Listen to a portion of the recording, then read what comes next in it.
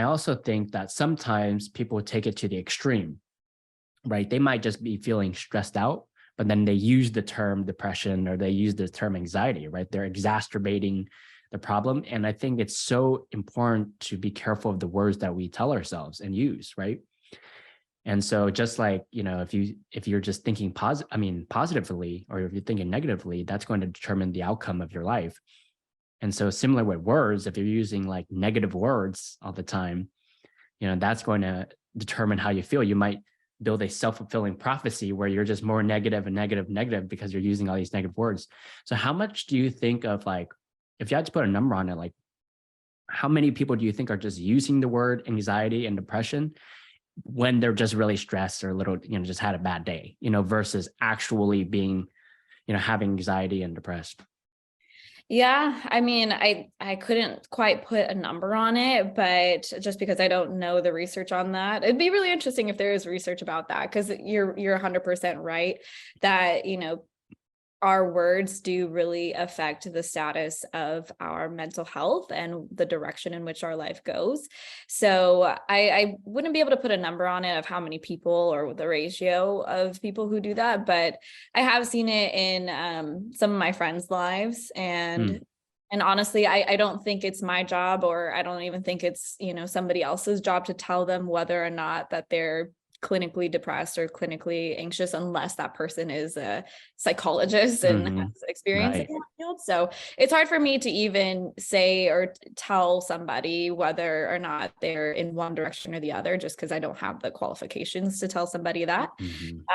However, I think what's important, whether you are clinically diagnosed with depression or anxiety or not, it is important, to your point, to talk about it in a way that conduces a healthy growth from it. So, for example, I would recommend to people, if you're struggling with anxiety, for example, you can say, I struggle with anxiety, but I'm working on it. Or instead of saying I have anxiety or I have depression, saying I am working through anxiety, I am working through depression, because that although it's not happy-go-lucky positive, it is, hey, I am working on it, which is true. First of all, if it's a true thought, it's going to hold more weight for you.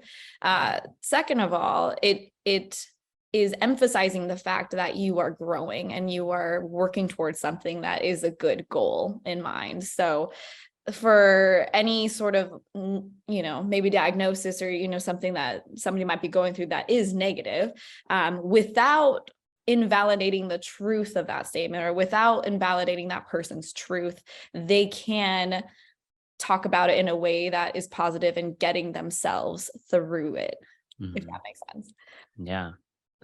Yeah, absolutely. And I just had, a few people in a row, like on my podcast, bring up that, the words that you tell yourself and how important it is, and how it determines, your thinking and your thoughts and your feelings, and so one of the things, the last podcast person I interviewed, Matt Stewart, from College Works, he's like, oh, this stress I'm feeling, it's like, yeah, I'm working through it, but this stress is good. This is going to help me become a better person, deal with stress. Boom, like let it go. And like, almost like reframing each negative thought into a positive, and then letting it go, like confronting your thoughts straight on instead of just letting it fester inside you. Exactly. Yeah, absolutely. I 100% agree with that, is that you can't just ignore the thoughts. You can't just ignore the feelings that are coming up, because that tends to put like a Band-Aid on the solution, right? It just piles up, it piles up, and then it's going to overflow at some point. I'm so guilty of this, by the way. If you ever want to know what happens to you if you just continuously like bury things, let me know. Definitely happened to me. But yeah, I think definitely confronting it and realizing like, okay, what is the truth of the situation? And I love that Matt Stewart talks about, okay, this stress is actually going to help me get better as a person. That was the truth that comes from it. And then now he can move forward in a better way. So absolutely agree. Hey, thank you so much for watching this video. If you enjoyed the video, make sure you watch the full episode here. And if you're not subscribed yet, make sure you click on the subscribe button. I really appreciate you watching. I'll see you in the next video.